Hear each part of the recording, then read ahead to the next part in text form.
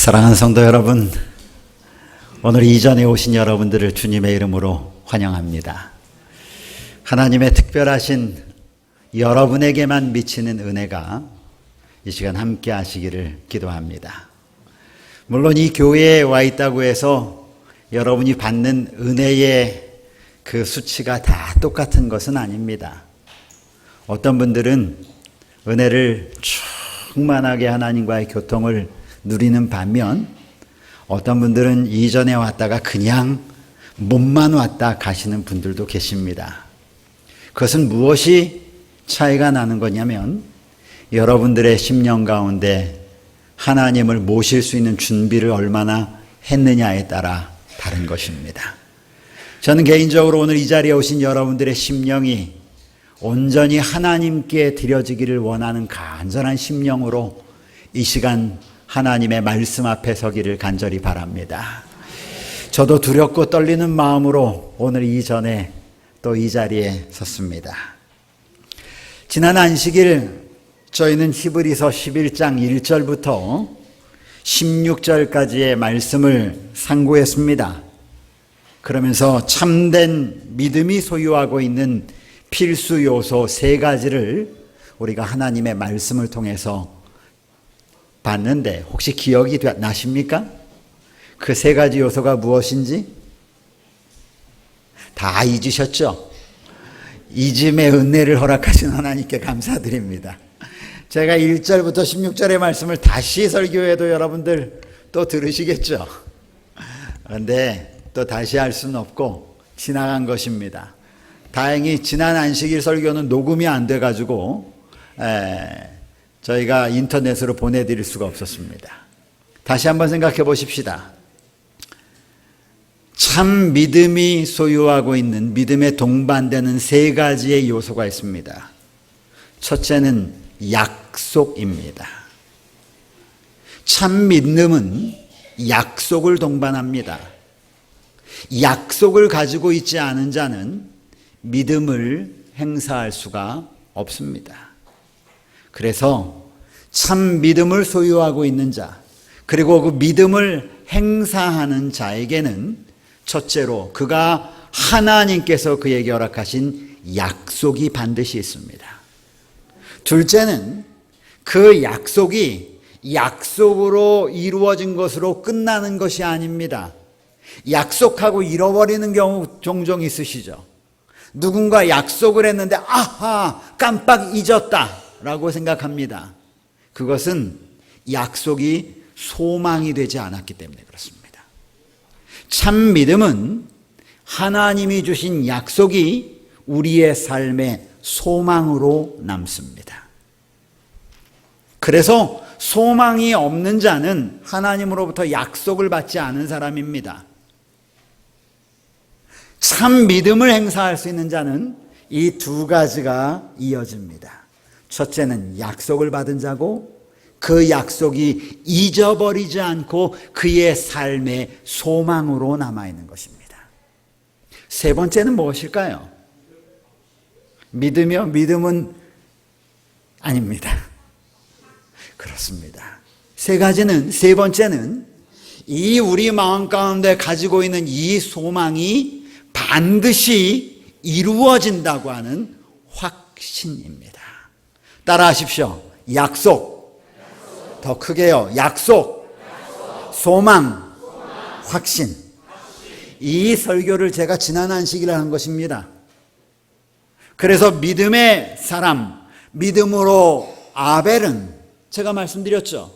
믿음으로 노아는 말씀드렸습니다. 아벨에게 어떤 약속이 있었는가? 그리고 그 약속을 아벨은 어떻게 소망 가운데 간직했는가? 그리고 이 소망이 이루어질 것을 확신하면서 어떤 제사를 드렸는가 말씀드렸죠. 노아에게 하나님께서는 어떤 약속을 주셨는가?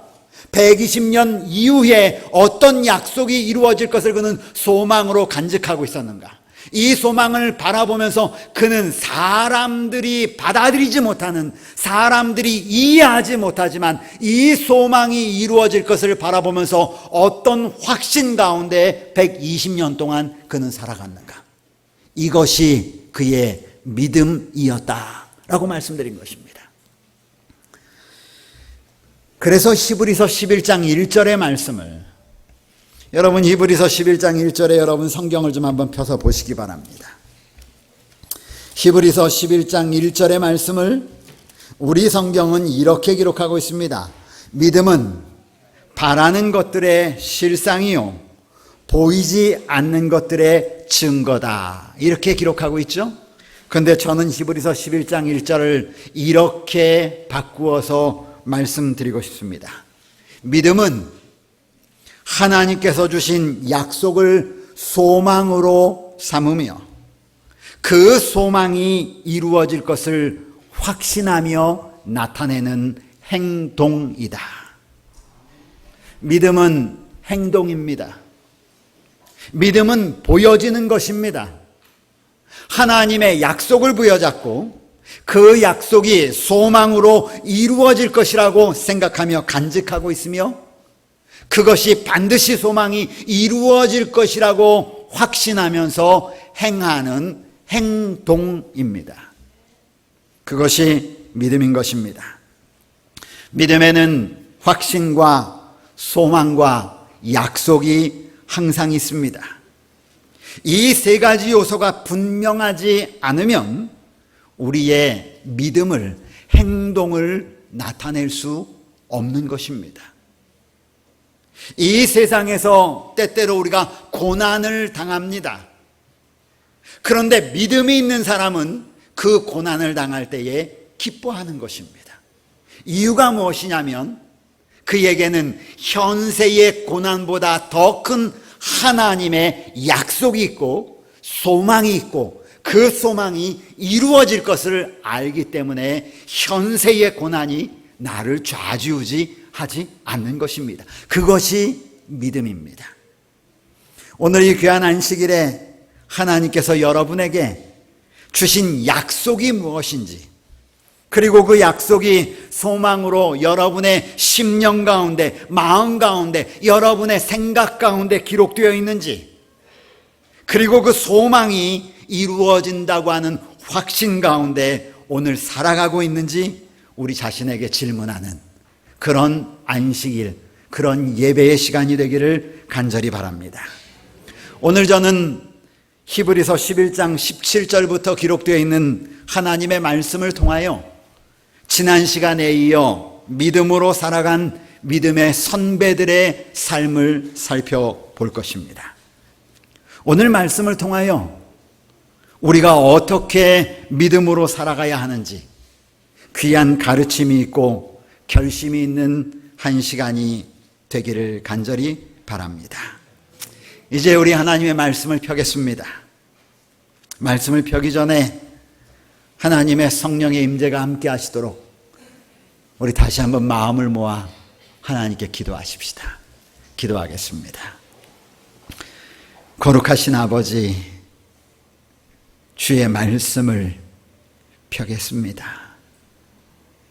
말씀을 통하여 우리에게 전하기를 원하시는 주의 귀한 뜻 구별할 수 있도록 우리의 영적인 눈과 귀를 열어 주시옵소서.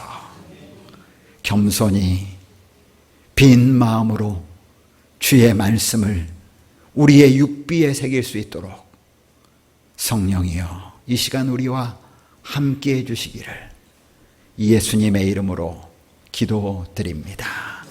아멘. 히브리서 11장 17절부터 있는 말씀입니다.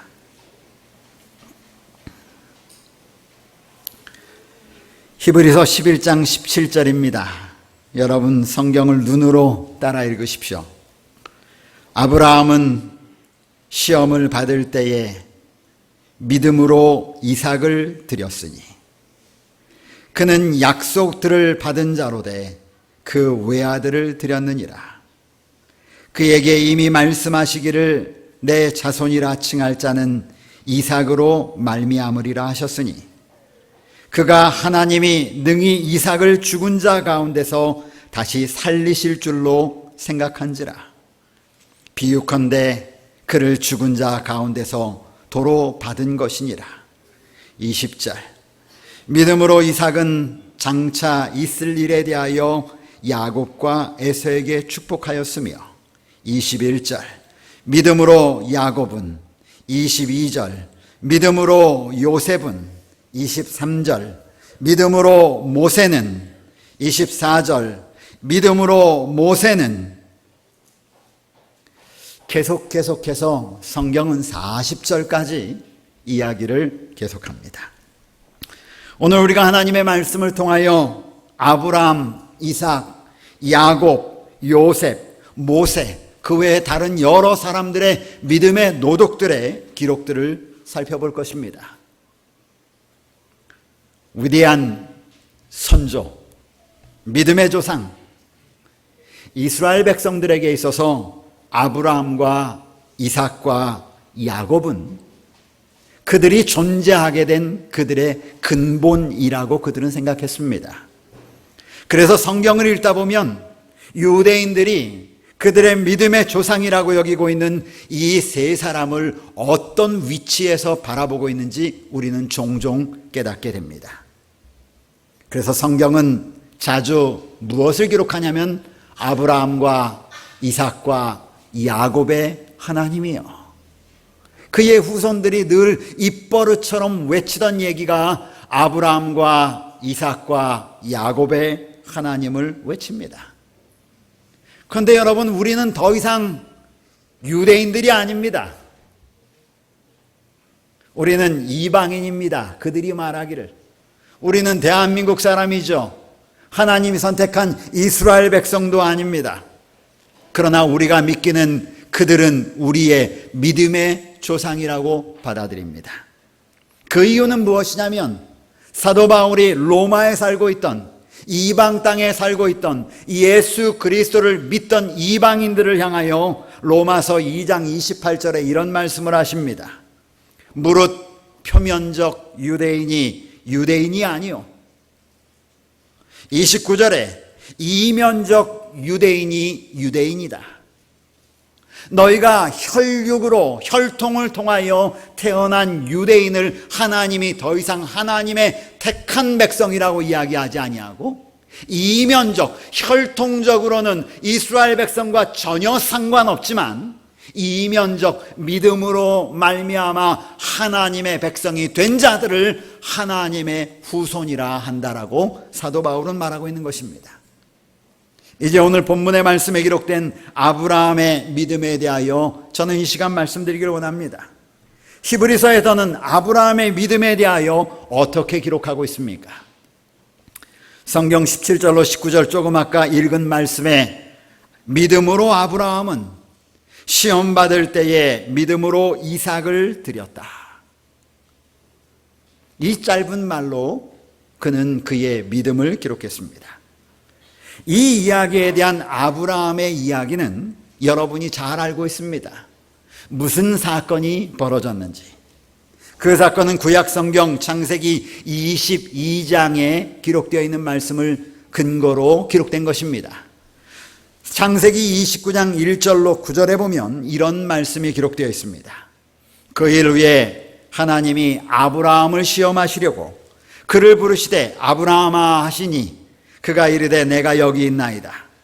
여호와께서 이르시되 내 아들 내 사랑하는 독자 이삭을 데리고 모리아 땅으로 가서 내가 내게 일러준 한 산 거기서 그를 번제로 드리라.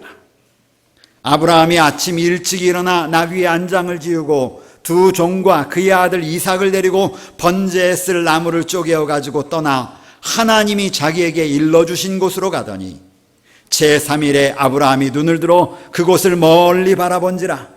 이에 아브라함이 종들에게 이르되 너희는 나귀와 함께 여기 기다리라. 내가 아이와 함께 가서 예배하고 우리가 너희에게 돌아오리라 하고 아브라함이 이에 번제나무를 가져다가 그의 아들 이삭에게 지우고 자기는 불과 칼을 손에 들고 두 사람이 동행했다. 그리고는 약속한 산에 올라 제단을 쌓고 그곳에서 드려질 번제물은 그의 아들 이삭임을 이야기하고 그의 아들을 번제단 위에 올려놓고 그가 손을 들어 그를 하나님께 제물로 바쳤다 라고 하는 이야기죠. 참으로 어렵고 어처구니 없는 상황이 발생했습니다. 어떻게 이런 일을 할 수 있을까? 어떻게 이런 요구를 하나님이 하실 수 있을까? 당황스럽기 그지 없습니다. 그런데 사도 바울은 이 아브라함의 이야기를 인용하면서 첫머리에 믿음으로 아브라함은 이라는 말로 시작을 합니다. 그렇다면 지난주에 제가 말씀드렸던 것처럼 믿음의 3요소가 과연 아브라함에게 있었다는 말입니다. 그는 행동에 옮기는 사람이었습니다. 그는 그의 아들을, 독자 아들을 하나님이 유일한 후손으로 약속하신 그 아들을 제단 위에 올려놓고 그의 생명을 끊는 행동을 옮긴 사람입니다. 왜 그렇게 할 수 있었을까? 과연 그렇게 할 수 있었도록 만든 배경은 무엇일까? 저는 아브라함의 삶을 쫓아가 보았습니다. 그리고 아브라함이 만약 진짜 그가 믿음으로 행하여 따라갔다면 하나님이 그에게 주신 약속은 무엇이었을까? 그는 그 약속을 어떻게 소망으로 간직하고 있었을까? 그리고 그 소망이 아들을 죽음의 지경에까지 나아갔을 때라도 그 소망을 부여잡는 확신을 가지고 있었을까? 그리고 아브라함의 삶을 추적하기 시작했습니다. 그랬더니요, 놀랍게도 이 3요소를 아브라함은 가지고 있었습니다. 히브리서 11장 18절은 이렇게 우리에게 말합니다. 내 자손이라 칭할 자는 이삭으로 말미암느니라. 여러분, 굉장히 짤막한 이야기지만 엄청난 하나님의 약속이 그 성경 말씀에 기록되어 있습니다. 아브라함에게 주신 약속은 내가 너로 하여금 민족을 이루게 하겠다. 거대한 민족을 이루게 하겠다. 하늘의 별처럼 바다의 모래처럼 그런 후손들을 너에게 있게 하리라 라고 약속하셨습니다. 그런데 그 약속이 아브라함이 아무리 오래 기다려도 약속이 이루어지지 않습니다. 그의 아내는 이제는 단산하게 되었습니다. 아하, 하나님의 약속이 없어졌나 보다. 그래서 그는 그의 아내 제안을 따라서 하갈을 그의 침소해 드립니다. 그리고 자기가, 인간이 하나님의 약속을 이루려고 하는 죄를 범하죠. 그리고 한 아들을 얻었습니다. 이스마엘이었습니다. 그런데 그때마다 하나님의 성령은 그에게 나타나셔서 아니야, 너의 아내 사라의 몸을 통하여 태어나는 자가 나의 씨를, 너의 후손을 이을 자야 라고 하는 약속이었습니다. 부조와 선지자 145쪽에 보니까 아주 의미 있는 말을 적어 놓았습니다. 아브라함은 아들을 주시리라는 약속을 의심 없이 받아들였다. 부조와 선지자 146쪽에는 아브라함이 거의 100세 되었을 때에 장래의 우사는 사라의 아들이어야 한다는 보증과 함께 아들에 대한 약속이 그에게 반복되었다. 하나님께서는 그에게 약속을 허락하셨습니다. 내 몸에서 태어날 자, 그가 너의 대를 이을 후사라고 말씀하십니다. 부조와 선지자 146쪽에 보니까 다시 오해 없는 말씀으로 약속이 주어졌다. 내 아내 사라가 정녕 내게 아들을 낳으리니 너는 그의 이름을 이삭이라 하라. 내가 그와 내 언약 약속을 세우리라. 아브라함의 삶을 계속 추적할 때마다 하나님과 아브라함 사이에 세워진 약속이 있음을 보게 되었습니다. 믿음이 있는 자는 하나님이 주신 약속을 그의 생각 가운데, 그의 믿음 가운데, 그의 삶 가운데 소유하고 있는 자입니다. 부조와 선지자 146쪽, 거의 평생을 기다린 후에 얻은 그들의 가장 귀중한 소망. 여러분, 그냥 단어를 적지 않고요, 소망의 성취인 이삭의 출생은, 여러분, 하나님이 아브라함과 맺은 약속은 무엇이냐면 너의 아내 사라를 통하여 아들을 줄 것이라고 하는 약속이었고, 그 약속을 아브라함은 간직하고 있었습니다. 그것이 그의 소망이었습니다. 그리고 그 소망이 성취된 것입니다. 이삭의 출생은 아브라함과 사라의 장막에 기쁨을 채웠다. 여러분, 이 약속이 소망으로 이루어졌을 때에 비록 그가 아브라함이 이해할 수 없는 명령을 하나님께서 내리셨습니다. 인간의 계획으로는, 인간의 생각으로는 도무지 풀어갈 수 없는 요구를 하나님이 하시는 것입니다. 이때 그의 믿음이 발동하는 것입니다. 약속을 보았습니다. 그리고 약속을 소망으로 가지고 있던 자신의 과거를 뒤돌아본 것입니다.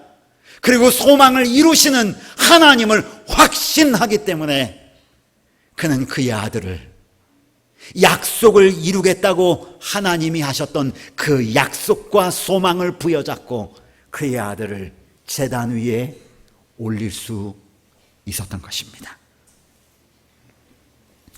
그래서 부조와 선지자 153쪽에는 아주 간단하지만 저의 마음 가운데 망치로 꽝 두드리는 한 문장이 기록되어 있습니다. 따라하십시오.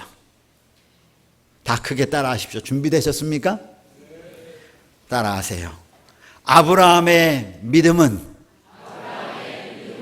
그의 행위로 나타났다.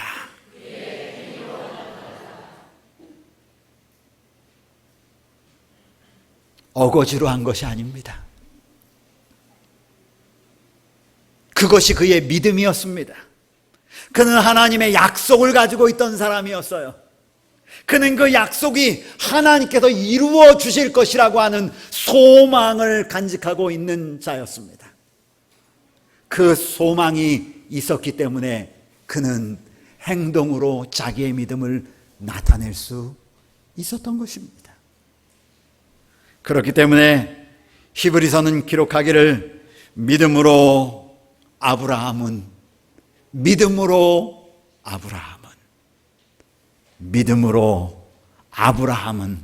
이라고 기록할 수 있게 된 것입니다. 믿음의 요소는 오늘날도 동일합니다. 오늘 이 자리에 계신 사랑하는 성도들이시여, 오늘 여러분들은 하나님으로부터 어떤 약속을 받아서 간직하고 있습니까? 그 약속을 소망으로 간직하며 오늘 살아가고 있는 하나님의 백성입니까?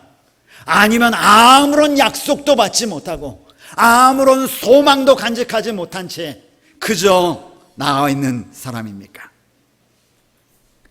오늘 우리가 믿음의 사람이 되기를 원한다면, 오늘 제가 여러분에게 질문하기는, 오늘 그대는 무슨 약속을 간직하고 있는가? 오늘 그대는 무슨 소망을 마음 가운데 간직하며 그 소망이 하나님의 뜻 안에서 이루어질 것을 확신하며 살아가는가라고 기록하게 여러분에게 질문해 드리게 되는 것입니다. 만약 여러분이 이 약속과 소망을 마음에 간직하고 그 약속과 소망이 이루어질 것을 확신하며 앞으로 나아간다면, 하늘 기록책에는 아무개는 믿음으로, 아무개는 믿음으로, 아무개는 믿음으로 라고 기록될 것입니다. 오늘 저는 우리 사랑하는 성도들의 삶이 하늘 기록책에 그런 삶으로 기록되게 되기를 주님의 이름으로 축복합니다. 두 번째입니다. 그 다음에 20절의 성경은 아주 간단하게 또 다른 한 사람을 소개합니다. 믿음으로 이삭은 장차 있을 일에 대하여 야곱과 에서에게 축복하였다. 여러분, 두 아들에게 축복하는 것이 뭘 믿음으로 축복했다고 이렇게 얘기할까요? 이상하지 않습니까? 도대체 무슨 말입니까? 믿음으로 이삭이 그의 사랑하는 두 아들 야곱과 에서에게 축복한 게 뭐 그렇게 대단한 일이라고 성경에는 믿음으로라고 하는 말을 기록했을까요? 의아하게 생각했습니다. 도대체 무슨 말이야? 그리고 다시 말씀을 묵상하기 시작했습니다. 이 야곱과 에서에게 축복한 이야기는 창세기 27장에 나옵니다. 창세기 27장의 이야기를 잘 들어보면 이제 이삭이 죽을 때가 되었습니다. 나이 많아졌어요. 눈도 어두워졌습니다. 사람이 죽을 때를 아는 모양입니다. 그리하여 그의 사랑하는 장자 에서를 부릅니다. 에서야, 내가 이제 죽을 때가 다 된 것 같은데 내가 죽기 전에, 몸이 쇠하기 전에, 정신이 혼미하기 전에 하나님이 나에게 주신 이 장자의 복을 내가 너에게 붓겠다. 그러니 너는 들에 나가서 사냥을 해서 내가 좋아하는 맛있는 음식을 먼저 좀 준비해 오렴. 그럼 내가 그것을 먹고 내가 너를 축복하겠노라. 이런 이야기 아닙니까? 그런데 그 이야기를 밖에 있는 이삭의 아내 리브가가 들었어요. 그리고는 리브가가 그 얘기를 듣고 야곱을 부릅니다. 야곱, 일로 와봐. 야, 아빠가 저 차 이 차 이렇게 얘기해서 이렇게 하라고 그랬으니까 너는 지금 빨리 가서 준비하고 오너라. 그랬더니 이삭이 이 야곱에게, 어머니 무슨 얘기입니까? 괜히 그렇게 들어갔다가 잘못 걸리면 제가 축복은커녕 저주받을까 제가 두렵습니다. 내가 시키는 대로 해. 너는 염소를 잡아. 그리고 네 몸에 염소 털을 다 발라. 왜? 에서는 털복숭이거든요. 그런데 야곱은 맨질맨질한 소년이었습니다. 그리고 목소리 연습이나 해. 아버지, 목소리 연습한 것입니다. 그리고 어머니가 준비해 놓은 맛있는 요리를 가지고 아버지에게 나아갑니다. 얼마나 두려웠을까요? 얼마나 떨렸을까요? 그리고 연습한 것처럼 아버지, 접니다. 그러니까 이삭이 얘기죠. 야, 너 어떻게 이렇게 사냥을 빨리 했니? 그가 이야기하기를 여호와께서 나를 위하여 짐승을 빨리 만나게 해주셨습니다. 여기 준비한 음식이 있습니다. 그랬더니 이삭이 아무리 들어도 이상해요. 야, 내 목소리는 분명히 에서가 아닌데 너 일로 좀 가까이 와봐라. 손을 한번 내밀어봐. 만졌더니 털이 복실복실. 그런데 손은 에서란 말이야. 어찌됐건 내가 다 먹었으니 너에게 축복하마. 그리고 장자의 축복을 합니다. 잠시 후에 에서가 들어옵니다. 아버지가 장자의 축복을 이미 했다고 얘기하지만 그의 사랑하는 아들 에서에게도 축복합니다. 이게 이야기의 전부입니다. 그 후에 여러분 야곱이 얼마나 도망 생활을 하는지 잘 아시죠? 그런데 여기서 무슨 믿음으로 이삭이 그의 아들을 축복했다라고 하는 믿음의 요소가 나온단 말입니까? 다시 이삭의 삶을 쫓아가 보았습니다. 아브라함에게 그의 아들이 태어날 것을 약속하신 하나님이 이삭에게는, 구원자의 조상이 될 이삭에게는, 구원자의 자손이 태어날 이삭에게는 그의 아들에 대한 약속을 하지 않으셨을까?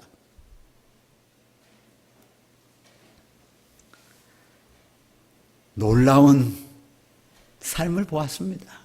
부조화 선지자 177쪽에 이렇게 얘기합니다.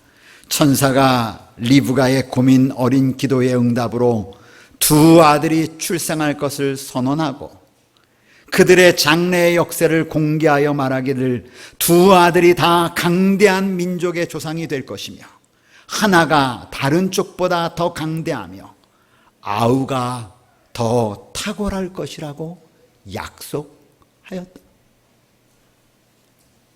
177쪽. 야곱은 사력 있고 부지런하고 집안일을 돌보며 항상 현재의 일보다는, 이 말이 무슨 말이냐면 눈에 보이는 일보다는 눈에 보이지 않는 장래 일에 대하여 더 많이 생각하고 고민하는 사람이었다. 178쪽.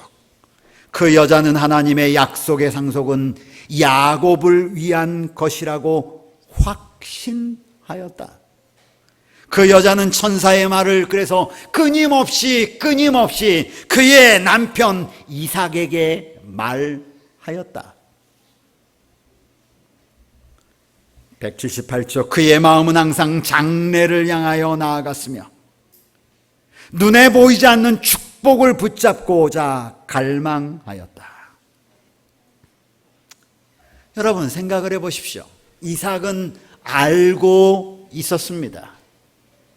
하나님을 통하여 그가 사랑하는 에서가 아닌 둘째 야곱이 하나님의 장자의 직분을 이어갈 수 있다고 하는 약속을 이미 하나님이 주셨다는 사실을 알고 있었습니다.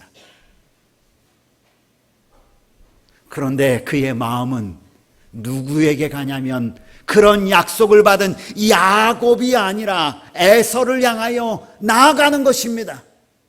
인간적인 마음이죠. 인간적인 생각인 것입니다. 에서를 향하여 끊임없이 이제 마지막 죽음의 앞에서까지도 그는 에서를 향하여 나아갑니다.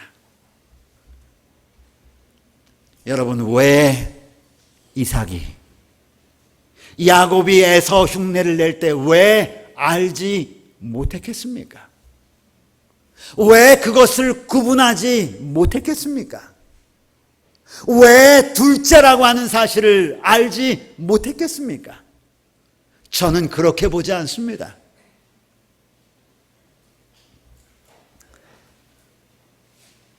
이것이 믿음인 것입니다. 그는 자기의 생각보다,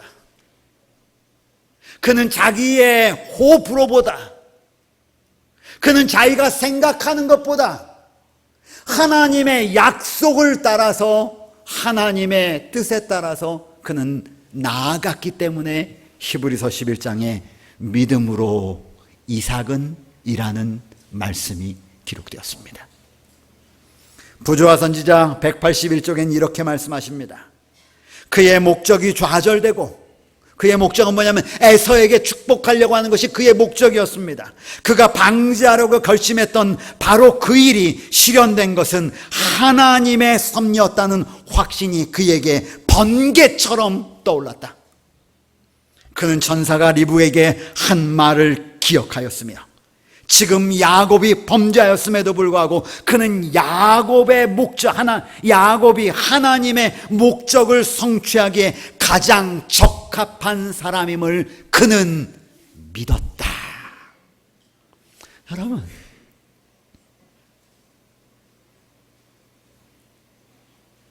그는 확신했습니다.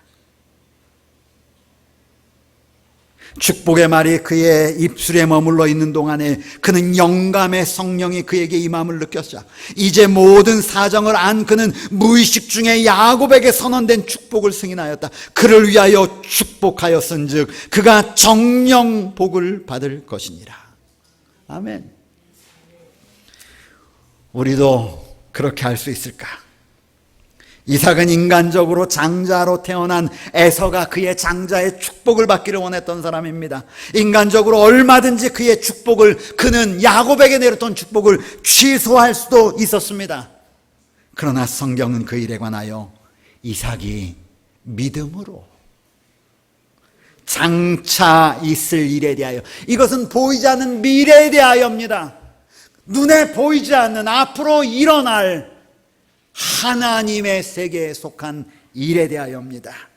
그것에 대하여 야곱과 에서에게 축복하였다라고 짤막한 글을 적어 놓았지만 그 뒤에 숨겨져 있는 이 믿음의 사람 이삭이 내린 결정은 하나님의 약속에 대한 그의 확신이었습니다. 성경은 계속해서 야곱, 요셉, 모세에 대하여 말합니다. 아니요, 성경은 11장 32절에 내가 무슨 말을 더하리요? 기드온, 바락, 삼손, 입다, 다윗 및 사무엘과 선지자들의 일을 말하려면 내게 시간이 부족하리로다라고 사도 바울은 기록하고 있습니다. 그렇습니다. 성경은 온통 믿음의 선배들의 이야기로 넘쳐납니다. 그러면서 성경은 기록하기를 39절에 이 사람들이 다 믿음을 따라서 자기의 믿음을 나타내면서 살다가 죽었다. 그리고 약속을 받지 못하였지만 그들은 그렇게 살아갔다라고 기록합니다. 이제 중요한 것은 성경에 나타나 있는 믿음의 선배들의 이야기가 아닙니다. 이제 중요한 것은 우리의 믿음의 이야기입니다. 그렇다면 우리는 어떤 믿음으로 살아가고 있습니까? 그리고 그 약속이 여러분에게 어떤 소망으로 지금 자리 잡고 있습니까?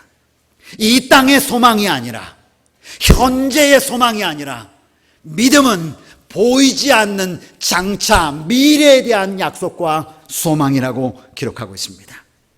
만일 여러분에게 하나님의 약속이 없다면, 그 약속이 존재하고 있지 않다면, 그것이 여러분의 최후의 소망이 되고 있지 않다면 우리의 믿음은 존재하지 않을 것입니다. 그런 하나님의 약속을 소망으로 간직하고 있는 자들의 삶이 어떤 줄 아십니까? 그런 약속을 소망으로 간직하면서 확신 가운데 살아가는 사람들의 삶이 어떤 줄 아십니까? 히브리서 11장 33절부터 38절은 그런 사람들의 삶에 대하여 이렇게 말합니다. 그들은 믿음으로 나라를 이기기도 하며 의를 행하기도 하며 약속을 받기도 하며 사자들의 입을 막기도 하며 불의 세력을 멀하기도 하며 칼날을 피하기도 하며 연약한 가운데서 강하기도 하며 전쟁에 용감하게 되고 이방 사람들의 진을 물리치기도 하며 여자들은 자기의 죽은 자들을 부활로 받아들이기도 하며 또 어떤 이들은 더 좋은 부활을 얻고자 하여 심한 고문을 받되 구차히 풀려나기를 원하지 아니하였으며 또 어떤 이들은 조롱과 채찍질 뿐 아니라 결박과 옥에 갇히는 시련도 받았으며 돌로 치는 것과 톱으로 켜는 것과 시험과 칼로 죽임을 당하고 양과 염소의 가죽을 입고 유리하여 궁핍과 환난과 학대를 받았으니 이런 사람은 세상이 감당하지 못하느니라. 아멘. 이게 믿음입니다. 인간적인 계산이 아닙니다. 인간적인 계획으로 사는 것이 아닙니다. 하나님의 약속이기 때문에 그 약속을 소망으로 삼은 그 소망이 이루어질 것을 확신하기 때문에 나아갈 수 있는 것입니다.